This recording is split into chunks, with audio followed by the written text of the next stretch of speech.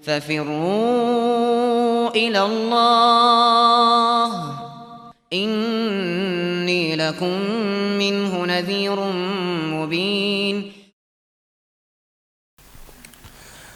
أعوذ بالله من الشيطان الرجيم حافظوا على الصلوات والصلاة الوسطى وقوموا لله قانتين فإن خفتم فرجالا أو ركبانا فإذا أمنتم فاذكروا الله كما علمكم ما لم تكونوا تعلمون. Bismillahirrahmanirrahim. Alhamdulillahi rabbil alamin. Salatu wassalamu ala al-mabuthi rahmatan lil alamin Nabiyyina Muhammad wa ala alihi wa sahbihi wa man tabi'ahum bi ihsanin ila yaumiddin, amma ba'd. Baik, ini ayat yang ke-238 dari surah Al-Baqarah dan 239. Qala Rabbuna Jalla wa Ala hafidhu ala salawati was salatil wusta wa qumu lillahi qanitin. Hafidhu, peliharalah salat-salat, peliharalah semua salatmu. Wassalatil wusta, dan peliharalah salat wusta, salat pertengahan. Wa qumu lillahi qanitin, dan berdirilah untuk Allah sebagai orang-orang yang qanit. Fa in khiftum farijalan aw rukbana, jika kalian dalam keadaan takut, di kondisi ada kekhawatiran, farijalan aw rukbana, maka sholatlah sambil berjalan atau berkendaraan. Fa idza amintum fadhkurullaha kama 'allamakum ma lam takunu ta'lamun. Kemudian apabila kalian telah aman, maka berzikirlah kepada Allah sebagaimana Allah telah mengajarkan kalian apa yang belum kalian ketahui. Baik, itu terjemahan makna dari dua ayat ini.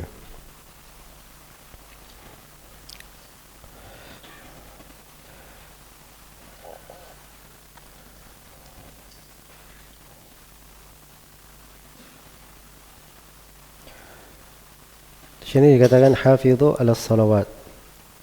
Hafidhu dari al-muhafadhah, yang bermakna terus menerus di dalam menjaga dan memperhatikan. Iya, ini perintah untuk muhafadhah.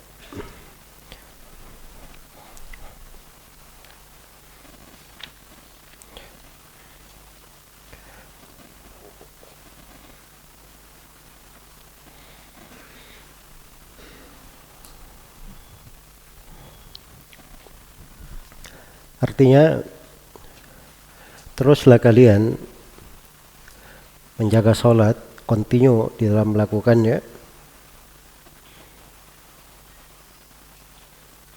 dengan melakukan sholat itu pada waktu-waktunya, sesuai dengan batasan-batasannya, dan menyempurnakan rukun-rukunnya. Itu makna al-muhafadhah, makna menjaga. Jadi menjaga itu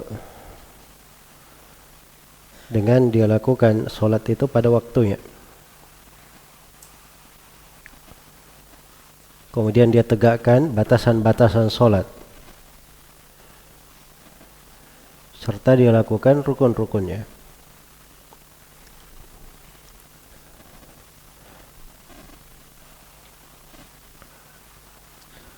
Dia lakukan rukun-rukunnya.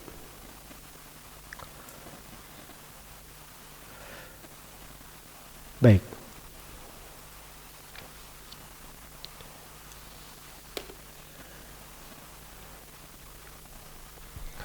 Di sini datang dalam bentuk perintah.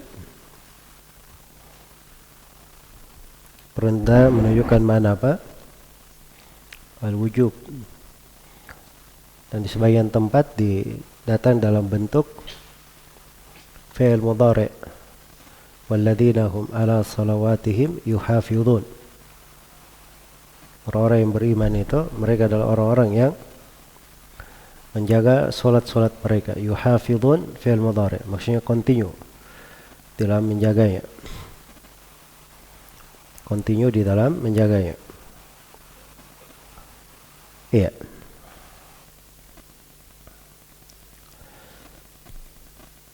As-salawat itu jamak dari as-salah. Jamak dari salat. Jadi datang perintah secara umum untuk memelihara seluruh salat. Memelihara seluruh salat. Dan salat yang dimaksud di sini adalah salat-salat yang wajib. Itu yang datang dalam bentuk perintah, kewajiban menjaga. Adapun salat-salat sunnah dijaga, dipelihara. Tapi namanya salat sunnah, dia masuk ke dalam anjuran. Anjuran keutamaan. Hafidhu ala salawati was salatil wusta. Dan salat yang pertengahan. Ya, ini salatul wusta ini ada keutamaannya ya. Karena pertama disebut dulu perintah menjaga salat-salat wajib semuanya. Setelah itu dikhususkan untuk menjaga salat apa? Salat pertengahan. Jadi antara 5 waktu salat, satu salat ini dikhususkan penyebutan. Nah, ini menunjukkan keutamaan. Menunjukkan keutamaan. Andai kata misalnya seorang ayah berkata, beri 5 orang anak saya bagian dari harta. Terus dari 5 orang ini dia sebut salah satu namanya.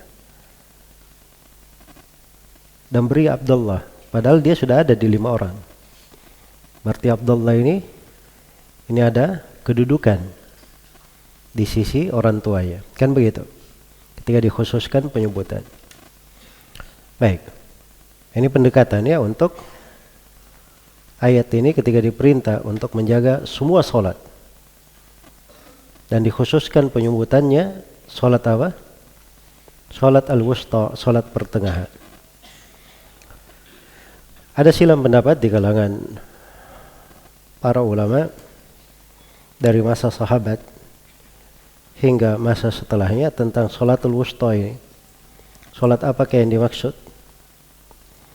Ada yang mengatakan itu adalah salat subuh. Ada yang mengatakan salat duhur. Dan ada yang mengatakan salat asar. Ada yang mengatakan salat asar. Tapi pendapat mayoritas ulama dari kalangan sahabat dan setelahnya adalah pendapat yang terakhir, bahwa salatul wusta adalah salat pertengahan. Salatul wusta adalah salatul asr, salat asar. Iya. Itu datang dalam sejumlah riwayat tegas dari Rasulullah sallallahu alaihi wasallam. Iya. Di antaranya ketika Nabi sallallahu alaihi wasallam mendoakan dari kaum musyrikin atau mendoakan musuh-musuh yang membuat para sahabat itu terlambat, maka beliau sebutkan syagaluna an salatil wusta, salatil asr. Mereka membuat kami ini sibuk dari salat al-wusta, yaitu salat apa? Salat asar. Iya. Maka itu pendapat yang paling dekatnya. Dan sudut lainnya juga yang menguatkan bahwa salatul wusta adalah salat asar, karena salat subuh itu disebut sebagai salatul ula, salat pertama. Ya, kalau salat 5 waktu, sedangkan subuh disebut salatul ula, berarti subuh, kemudian duhur, asar yang ketiga, asar yang pertengahan, berarti 2 sebelumnya dan 2 setelahnya. Itu mencocoki untuk salatul asar. Karena itu pendapat mayoritas sahabat, tabi'in, dan siapa yang datang setelahnya, bahwa salatul wusta adalah salat asar. Iya. Wa qumu lillahi qanitin. Dan berdirilah kalian untuk Allah. Ini perintah untuk berdiri, melakukan qiyam. Iya. Lillah, untuk Allah. Ini tambih untuk ikhlas, agar supaya seorang itu ikhlas. Baik. Nah, ini diperhatikan ya di banyak tempat. Lillah, dia melakukannya untuk Allah. Nah, perintah untuk qiyam di sini berdirilah. Berdirilah itu bisa bermakna melakukan sholat. Lakukanlah sholat dalam keadaan ikhlas. Dan bisa kumu, berdirilah, mana lebih daripada itu, yaitu menegakkan apa yang diperintah oleh Allah Subhanahu wa ta'ala. Baik, faqumu wa qumu lillahi qanitin. Qanitin ini dari kata al-qunut. Al-qunut itu punya banyak makna. Punya banyak makna. Al-Hafidh Al-Iraqi rahimahullah di salah satu pembahasan menyebutkan bahwa kata kunut itu lebih dari 10 makna. Lebih dari 10 makna.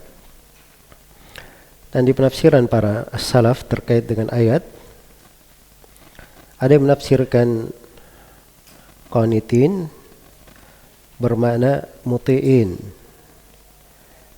bermakna orang-orang yang taat. Jadi berdirilah kepada Allah sebagai orang-orang yang taat.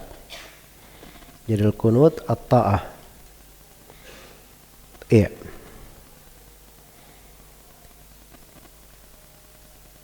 Tadi mengatakan bahwa al-qunut itu artinya as-sukut, diam. Jangan berbicara dengan hal yang dilarang pada saat sholat. Tadi mengatakan bahwa al-qunut itu artinya adalah al-khusyu', bermakna khusyuk. Bermakna khusyuk. Dan dia mengatakan bahwa al-qunut bisa bermakna panjang rukuknya. Dia tundukkan pandangan. Dia merendah diri. Iya. Dan dia mengatakan bahwa al-qunut panjang berdiri pada saat sholat. Dan dia mengatakan al-qunut bermakna berdoa. Semua makna itu tidak ada yang keliru ya, sebab al-qunut memang maknanya luas. Dan ini dari al-jawami', dari ayat-ayat yang menghimpun banyak makna. Mana-mana yang agung. Baik. Kemudian di ayat selanjutnya dikatakan di sini fa in khiftum farijalan aw rukbana. Kalau kalian dalam keadaan khauf, dalam keadaan takut, ya, farijalan aw rukbana, maka salatlah sambil berjalan atau sambil berkendaraan. Baik, jadi tatkala disebutkan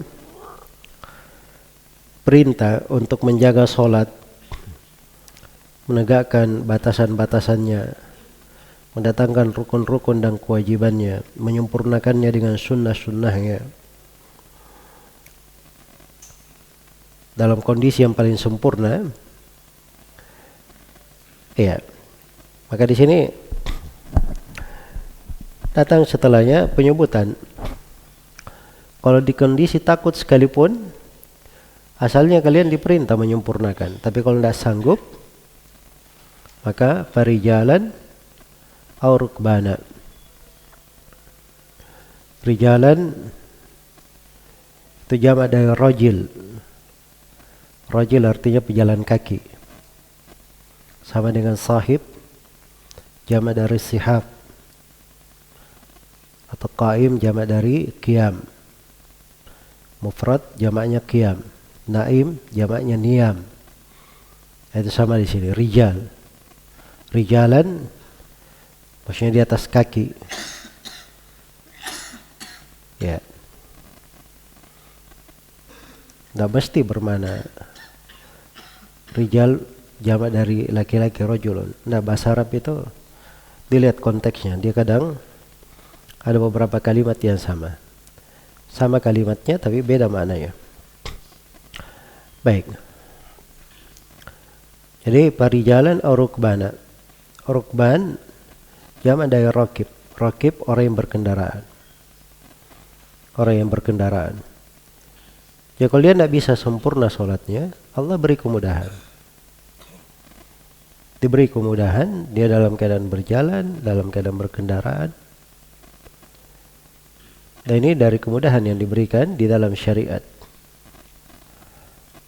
Sama kalau dia tidak mampu sholat berdiri, maka dia boleh sholat duduk. Tidak mampu dia duduk, maka dia berbaring. Dia berbaring. Iya. Dan ini dalil tentang syariat sholat walaupun di kondisi khauf, di kondisi ada ketakutan. Dan ini bab pembahasan tersendiri. Ada syariatnya di dalam agama. Disebut dengan nama sholatul khauf. Sholat di kondisi takut atau di kondisi ada kekhawatiran. Dan ini dikhususkan pembahasan dalam ayat di surah An-Nisa. Adapun ayat ini di surah Al-Baqarah, ini kandungan umum ya. Nah dimaklumi Al-Baqarah surah Madaniyah, An-Nisa juga Madaniyah. Dan syariat peperangan itu baru terjadi di Madinah di tahun kedua Hijriyah. Tahun kedua Hijriyah. Memang dasarnya sholatul khauf itu terkait dengan peperangan. Tapi dikiaskan dengannya semua bentuk kekhawatiran dan ketakutan. Kalau misalnya sekelompok orang berada di hutan,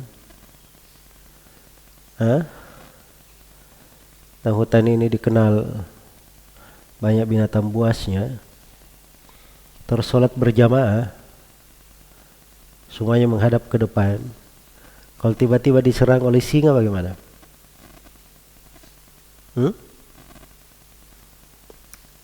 Maka di kondisi itu disyariatkan juga sholatul khauf. Sama di kondisi perang. Jelas ya? Sama di kondisi perang. Baik. Jadi dasar yang diinginkan di ayat di sini pembahasan tentang memelihara salat, menyempurnakannya. Jadi kalau kalian ada kekhawatiran, ada khauf, maka dengan berjalan berdiri di atas kaki atau dengan berkendaraan. Fa idza amintum, kalau kalian sudah merasa aman, maksudnya khaufnya sudah hilang, fadhkurullah, maka ingatlah kepada Allah. Ingatlah kepada Allah maksudnya tegakkanlah salat. Jadi zikir di sini maksudnya aqimus salat, tegakkanlah salat. Iya. Tegakkanlah salat, karena salat itu memang salah satu penamaan salat disebut dengan adzikir. Disebut dzikir. Karena itu dikatakan dalam Al-Quran, utlu ma uhiya ilaika minal kitab wa aqimis salah inna salata tanha anil fahsya'i wal munkar wa la dzikrullahi akbar. Di atas salah satu penafsiran ayat wa la dzikrullahi akbar itu mencakup bahwa salat itu bagian dari zikir. Ya, kalau kalian sudah aman, maka tegakkan salat. Tegakkan salat secara sempurna, secara lengkap. Sempurnakan rukuknya, sujudnya, berdirinya, duduknya, khusyuknya. Ya. Kama allamakum, sebagaimana yang Allah telah ajarkan kepada kalian. Sebagaimana yang telah diajarkan kepada kalian. Iya. Ma lam takunu ta'lamun. Kama allamakum. Lamnya di sini mengandung dua kemungkinan ya, bisa bermakna ta'lil dan bisa bermakna tashbih. Bermakna ta'lil dan bisa bermakna apa? Tashbih. Kalau ta'lil maka maknanya tegakkanlah salat karena Allah telah mengajari kalian. Salat itu atau berzikirlah kalian karena Allah telah mengajari kalian zikir yang sebelumnya kalian tidak mengetahui tentang itu. Itu kalau bermakna ta'lil. Kalau bermakna tashbih, maka arti ayat fadhkurullaha kama allamakum, berzikirlah kepada Allah, maksudnya seperti sifat yang diajarkan kepada kalian, seperti tata cara salat yang diajarkan kepada kalian di kondisi aman, bukan di kondisi takut. Jadi itu dua makna. Iya. Dua makna. Jadi atas makna yang pertama, ta'lil. Kenapa kita sholat secara sempurna? Karena memang Allah yang mengajari seperti itu sholat. Yang sebelumnya kalian tidak tahu tentang sholat itu. Kalian tidak tahu tentang sholat tersebut. Dan bisa diartikan, dan sholatlah kalian sebagaimana tata cara sholat yang diajarkan kepada kalian. Karena itu sholat, itu tidak boleh seorang melakukan sholat dengan kemauannya sendiri, dengan tata caranya sendiri. Tapi sholat itu dia lakukan sebagaimana yang Allah ajarkan kepadanya, sebagaimana yang diajarkan di dalam syariat. Karena itu telah syah di dalam Sahih Al-Bukhari dari Malik bin Al-Huwairith radhiyallahu anhu, Rasulullah sallallahu alaihi wasallam bersabda, "Sallu kama ra'aitumuni usalli." Salatlah kalian sebagaimana kalian melihatku melakukan salat. Salat dilakukan sesuai dengan tuntunan Rasulullah sallallahu alaihi wasallam. Ya, dan ayat ini sama dengan ayat kalau sudah tenang, sudah bagus di kondisi tenang, maka salatnya sempurna. Fa idza tama'nantum fa aqimus shalah. Innas salata kanat 'alal mu'minina kitaban mawquta. Apabila kalian sudah tenang, maka tegakkanlah salat. Ini ayat datang setelah pembahasan sholat khauf di surah Nisa. Apabila kalian sudah tenang, maka tegakkanlah sholat. Maksudnya tegakkan sholat secara sempurna. Ya, sebagaimana diperintah. Karena sholat itu adalah waktu yang sudah ditentukan waktunya. Baik. Jadi ini penjelasan tentang dua ayat ini. Makna dari dua ayat dan penafsiran para ulama terkait dengan dua ayat. Yang terakhir, pelajaran yang dipetik dari dua ayat. Pelajaran yang pertama, terdapat kewajiban memelihara sholat. Karena di sini datang dalam lafaz apa? Al-amr, bentuk perintah. Hafidhu, peliharalah. Kaidahnya al-aslu fil awamiri lil wujub. Asal dalam perintah menunjukkan makna apa? Makna kewajiban. Makna kewajiban. Baik. Salat di sini yang dimaksud salat apa? Salat wajib atau salat sunnah? Salat wajib. Karena itu dikhususkan setelahnya salat asar. Pakai alif lam. Tapi menjaga salat-salat yang lain bisa masuk di dalamnya. Ya, dari bentuk penjagaan walaupun dia disunnahkan, tapi memelihara salat sunnah itu adalah hal yang dianjurkan. Karena itu para sahabat mereka memelihara salat-salat sunnahnya. Sampai sebagian sahabiah mendengar dari Nabi tentang salat rawatib, dia tidak pernah tinggalkan rawatib itu sampai dia meninggal. Iya. Dan demikian pula para sahabat yang lainnya diberi wasiat oleh Nabi Shallallahu Alaihi Wasallam di dalam menjaga salat sunnah. Baik. Dan terdapat di dalam ayat keutamaan salat asar. Keutamaan salat asar. Karena salat asar ini dikhususkan penyebutannya di sini sebagai salatul wusta. Dan memang di antara seluruh waktu salat, dari 5 waktu salat yang paling afdalnya adalah salat asar dan salat subuh, 2. Yang paling afdalnya. Karena itu 2 ini sering disebutkan di dalam beberapa hadits bergandengan. Seperti misalnya hadits riwayat Bukhari dan Muslim, Rasulullah sallallahu alaihi wasallam bersabda, "Man shalla al-bardaini dakhala al-jannah." Siapa yang salat dua salat al-bardain, maksudnya asar dan subuh, maka dia masuk surga. Dan ketika Nabi sallallahu alaihi wasallam mengabarkan,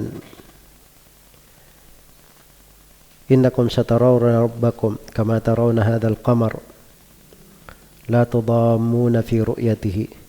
Sungguhnya kalian akan melihat bulan, atau sungguhnya kalian akan melihat Rabb kalian sebagaimana kalian melihat bulan purnama. Kalian tidak tertirai dalam melihatnya. Bisa dibaca tudammuna di dhamma, di tasydid mimnya, dan bisa tanpa tasydid, tudammuna. Dari kata dhaym. Kalau tudammuna berdesakan artinya. Kalau tudammuna artinya ada dhaym, ada tirai atau ada mendung. Jadi kalian akan melihat Allah pada hari kiamat, terang. Tidak ada penghalang. Tidak berdesak-desakan. Ini keutamaan bisa didapatkan dengan apa? Tidak datang sendirinya, harus ada amalan. Karena itu kata Nabi pada kelanjutan hadits, "Fa in istata'tum alla tughlabu ala salatin qabla tulu'i syamsi wa qabla ghurubiha faf'alu." Kalau kalian mampu tidak terkalahkan. Kenapa dibahasakan tidak terkalahkan? Sebab kadang banyak orang yang lalai dari 2 salat ini. Biasanya waktu subuh dan waktu asar. Subuh karena malam dia ketiduran atau dia luput salat subuhnya berjamaah, asar karena siang dia terlanjur kerja. Sudah kecapean di ujung siang, kadang nggak hadir sholat asarnya. Makanya dikhususkan. Jadi kalau yang mampu tidak terkalahkan, selalu kalian jaga sholat sebelum matahari terbit dan sebelum matahari terbenam. Hendaknya kamu lakukan hal tersebut. Iya. Di dalam menjelaskan keutamaan sholat subuh dan sholat asar di hadits ini, itu ada berbagai uraian pendapat para ulama kenapa dikhususkan dua sholat ini. Iya. Tapi secara umum bisa dipahami ya bahwa sholat asar itu sholat yang memiliki banyak keutamaan. Karena itu dipelihara dengan baik.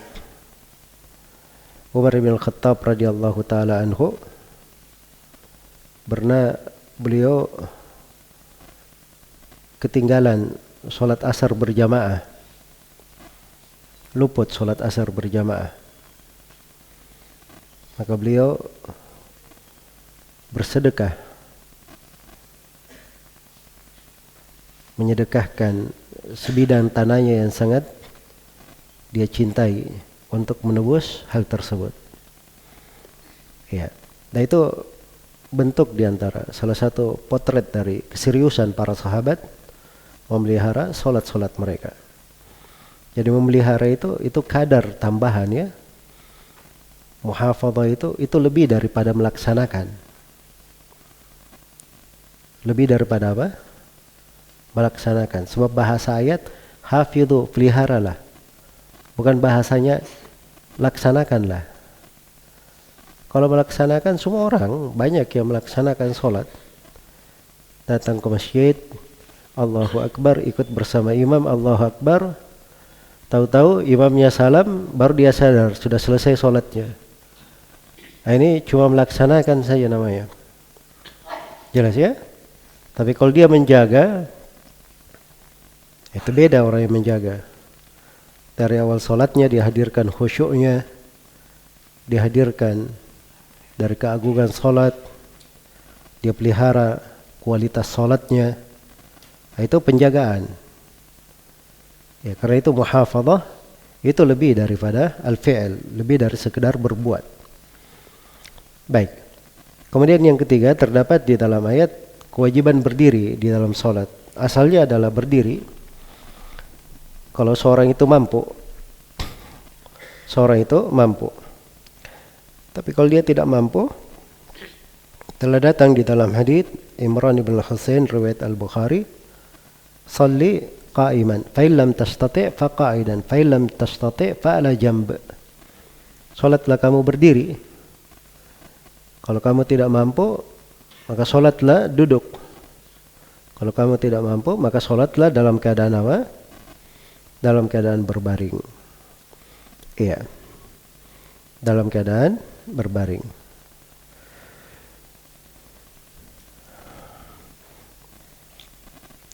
Kemudian yang keempat terdapat di dalam ayat kewajiban ikhlas untuk Allah. Ditambih wa qumu lillah, dan berdirilah untuk Allah. Ini kalimat-kalimat yang seperti ini di dalam Al-Quran banyak ya. Kadang kita kurang di dalam mencermatinya. Padahal itu tuntutan di dalam ubudiyah penghambaan. Berdiri untuk siapa? Lillah, untuk Allah. Fasalli li rabbika wanhar. Salatlah li rabbika. Lagi-lagi untuk Rabbmu. Itu juga peringatan untuk ikhlas. Salatlah ikhlas untuk Rabbmu, wanhar, dan menyembelihlah. Jadi ikhlas itu harus diperhatikan. Harus diperhatikan. Itulah kehidupan. Allah Subhanahu wa taala tidak menerima dari seorang hamba kecuali apa yang dia lakukan ikhlas saja. Inna anzalna ilaikal kitaba bil haqq fa'budillaha mukhlishan lahud-din ala lillahi ad-dinul khalis. Beribadahlah kalian kepada Allah dengan mengikhlaskan agama hanya untuknya. Ketahuilah bahwa agama yang ikhlas hanya milik Allah.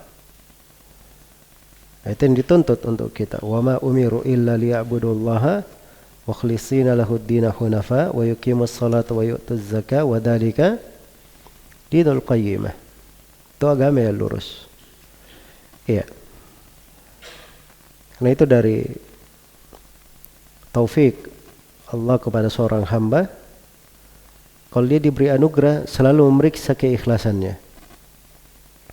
Selalu memeriksa keikhlasannya. Ya, ikhlas inilah yang membawa seorang itu ke berbagai jenjang yang ajaib, mengantarnya ke berbagai kondisi yang menakjubkan. Dan ini tidak akan dirasakan kecuali orang-orang yang telah mencoba apa makna dari ikhlas itu, menerapkannya di dalam kehidupannya. Kemudian yang kelima, wa minha, yang kelima dari faedah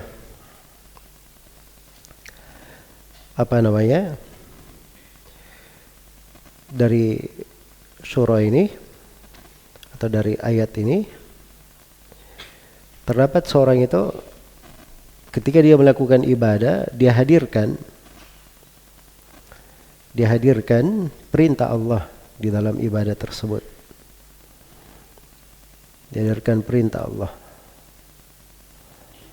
Iya.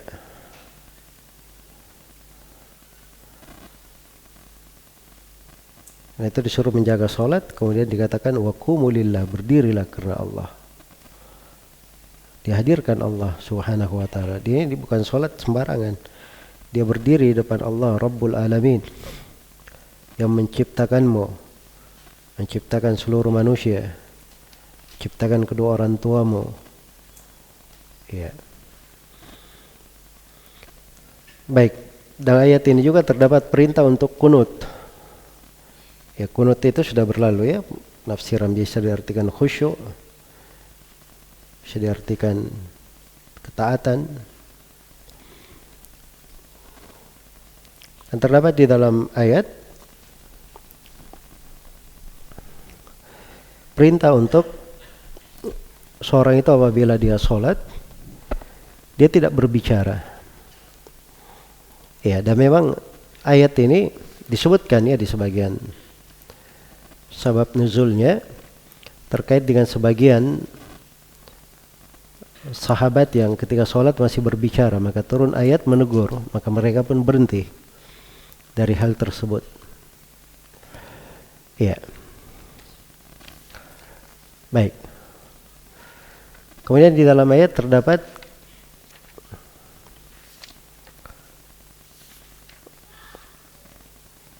wa qumu lillah, perintah untuk menegakkan berdiri karena Allah. Karena qiyam itu luas maknanya, bisa bermakna salat, dia bisa berdiri melakukan ketaatan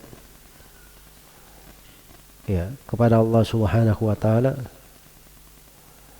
Ya. Nah, itu ketika di salah satu peperangan Nabi sallallahu alaihi wasallam berkata kepada para sahabat, "Qumu ilal jannati arduhas samawati wal ard." Berdirilah kalian semua menuju ke surga. Luasnya hamparannya seperti langit dan bumi. Dibahasakan berdirilah. Itu jihad ya, padahal dibahasakan dengan berdiri. Jadi ada jenis ibadah ya disebutkan berdiri, sama dengan berdakwah di jalan Allah. Berdakwah itu juga qaim namanya, orang yang berdiri. Karena itu dikatakan tentang sifat Nabi Muhammad sallallahu alaihi wasallam, wa annahu lamma qama abdullahi yad'u, dan tatkala hamba Allah qama, berdiri untuk berdakwah. Itu bentuk dari qiyam. Tapi kalau di dalam sholat ya itu sudah diterangkan asalnya wajib untuk berdiri pada saat sholat. Yang diperkecualikan itu adalah sholat sunnah. Sholat sunnah boleh duduk, jelas ya, walaupun afdalnya berdiri.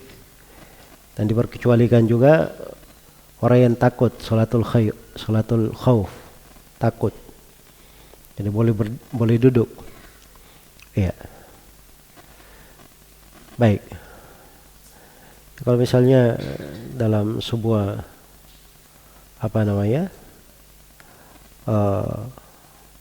peperangan, ya, cuman ada perlindungan dari musuh dengan cara duduk, ya tidak mungkin mereka sholat berdiri pasukannya. Kalau sholat berdiri bisa kena tembak semua, jelas ya. Nah, kalau dia mesti untuk duduk, maka tidak ada masalah untuk duduk. Baik. Demikian pula yang diberkecualikan adalah orang yang tidak mampu. Dia tidak mampu karena dia sudah tua misalnya, atau dia sakit, atau boleh dia duduk. Kemudian di antara yang boleh duduk pada saat sholat, kalau imam memulai sholatnya dalam keadaan duduk. Memulai sholatnya dalam keadaan duduk. Ya, kalau imamnya misalnya imam tetapnya dia sakit, dia hanya mampu sholat duduk, dari awal mulai takbiratul ihram dia duduk, maka makmum di belakangnya semuanya duduk. Makmum di belakangnya semuanya duduk.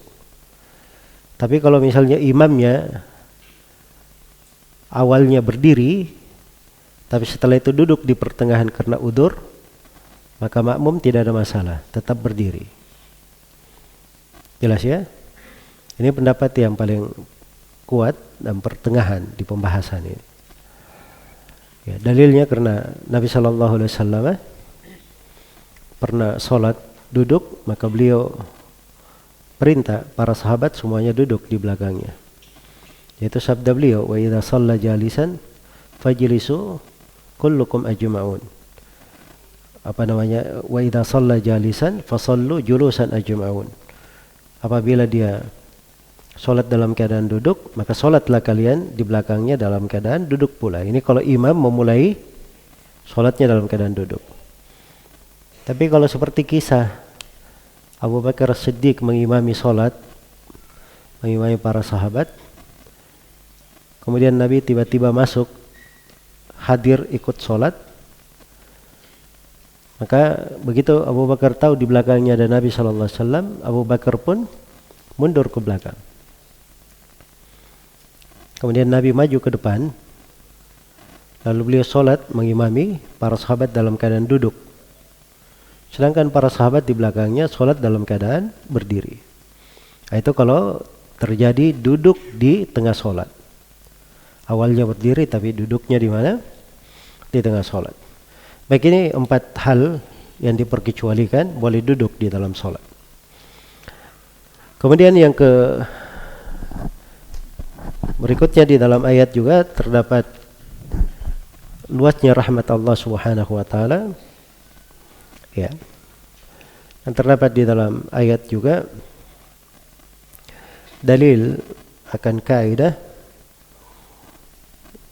dari qawaid al-kubra, 5 kaidah terbesar di dalam fikih. Al-masyaqqah tajlibut taysir.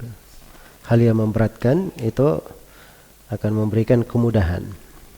Ini dari bentuk kemudahan-kemudahan yang diberikan di dalam syariat ketika ada hal-hal yang memberatkan. Dan terdapat di dalam ayat bolehnya banyak bergerak di dalam sholat kalau memang diperlukan. Sekarang berjalan itu bergerak atau tidak? Bergerak. Kan disuruh sholat, kalau tidak mampu sholat seperti biasa maka berkendaraan atau berjalan. Iya. Adapun yang beredar di masyarakat, kalau orang sholat itu sudah bergerak 3 kali maka batal sholatnya. Itu tidak ada asal usulnya ya di dalam syariat. Bergerak itu kapan dia membatalkan sholat? Kalau gerakannya menambah di dalam sholat atau gerakan yang banyak di luar dari sholat, nah, itu bisa membatalkan sholat. Ya, kalau misalnya gerakannya seperti ruku, seperti berdiri, nah ini batal sholatnya karena dia menambah. Tapi kalau dia bergerak misalnya, ada sebagian orang kalau dia sholat, masya Allah, kebiasaannya sedikit-sedikit atau sedikit-sedikit Ya. Jelas ya? Ada juga kalau dia pakai baju sedikit-sedikit diginikan bajunya. Nah, dia kadang tidak ingat, tapi kebiasaan. Kalau dia nggak ingat, tidak ada masalah ya, tidak masalah untuk hal tersebut. Kalau ada keperluan juga tidak ada masalah, karena Nabi SAW beliau pernah sholat menggendong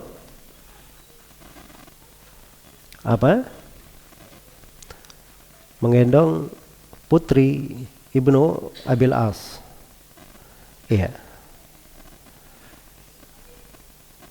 Jadi menggendong anak kecil, beliau sholat menggendong anak kecil, dia gendong. Begitu mau ruku diletakkan, ya. Kemudian i'tidal diangkat lagi. Begitu mau sujud diletakkan lagi. Kemudian beliau sujud. Begitu naik digendong lagi. Sudah berapa kali bergerak itu? Jelas ya? Terus Nabi SAW pernah sholat di atas mimbar. Mengimami para sahabat. Dimaklumi di atas mimbar ya. Mimbar beliau ada 3 tangga. Iya. Jadi kalau beliau sholat di atas mimbar, begitu mau sujud, dia nggak sujud di atas mimbar, turun dulu ke bawah, sujud. Setelah itu naik. Itu sudah berapa kali bergerak? Itu sudah dikatakan lebih dari 3 kali.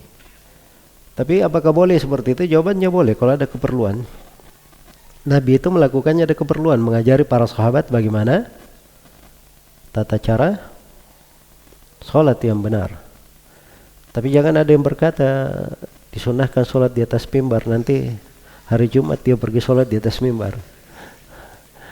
Nah, itu sudah berlalu masanya ya. Karena Nabi SAW sudah mengajarkan sholat dalam bentuk ucapan dan perbuatan. Semuanya sudah ada. Sudah lengkap, bisa dipelajari saja. Baik. Kecuali kalau memang seorang berada di tengah sebuah masyarakat, dia tidak tahu sama sekali tentang tuntunan sholat mau diajari, ya itu memang dilakukan oleh Nabi karena ada keperluan. Baik. Kemudian terdapat bolehnya sholat berkendaraan di kondisi ada kekhawatiran. Dan terdapat juga di dalam ayat bahwa seorang itu wajib untuk menyempurnakan sholatnya apabila sudah di kondisi aman, tidak ada kekhawatiran lagi, tidak ada ketakutan lagi. Dan terdapat bahwa sholat itu dihitung dari dzikir. Iya. Dan terdapat di dalam ayat besarnya nikmat Allah dengan pengajaran ilmu kepada kita. Nah, ini luar biasa ya. Ini nikmat besar. Ketika seorang muslim dan muslimah diberi hidayah dengan keislaman, kemudian Allah beri hidayah lagi kepadanya dengan dia mempelajari ilmu agama, mengenal petunjuk, maka itu nikmat yang sangat besar. Dan itu banyak diingatkan oleh Allah Subhanahu wa taala dalam Al-Qur'an. Dan kadang diingatkan di antara nikmat-nikmat Allah yang besar kepada Nabi-Nya Nabi Muhammad sallallahu alaihi wasallam. Iya. Baik. Dan terdapat di dalam ayat bahwa manusia itu di kondisi dia jahil, tidak tahu, itu bukan kondisi yang dipuji, bukan kondisi yang sempurna. Karena itu diingatkan ketika kalian sudah diajari, dulunya kalian tidak tahu, maka diingatkan kondisi lama itu nggak bagus. Sekarang Allah sudah berikan ilmu kepada kalian. Iya. Baik. Dan ini ayat disebutkan oleh Syekh Ibn Utsaimin, ada bantahannya terhadap kelompok Qadariyah dan kelompok Jabriyah di pembahasan akidah. Dari sudut mana? Kalau orang Qadariyah mengatakan seorang hamba bersendirian dengan amalannya. Amalannya dia menciptakannya, dia menghendakinya sendiri. Iya. Dia menghendakinya sendiri. Itu tidak benar ya. Dia dapat ilmu dari mana? Dia belajar sendiri? Tidak, Allah berikan padanya ilmu. Betul dia belajar. tapi karena Allah menghendaki padanya ilmu, maka dia diberikan ilmu. Itu bantahan terhadap Qadariyah. Dan bantahan juga terhadap Jabriyah, karena orang Jabriyah menafikan perbuatan dari hamba, semuanya perbuatan Allah. Sedangkan di ayat di sini perintah, hafidhu, peliharalah, jagalah, fadkurullah, berzikirlah kepada Allah. Ya, kalau dia tidak ada kewajiban melakukan, bukan dia yang berbuat, untuk apa dia diperintah? Untuk apa dia diperintah? Baik. Selesai ya dari tafsir dua ayat ini. Wallahu ta'ala alam.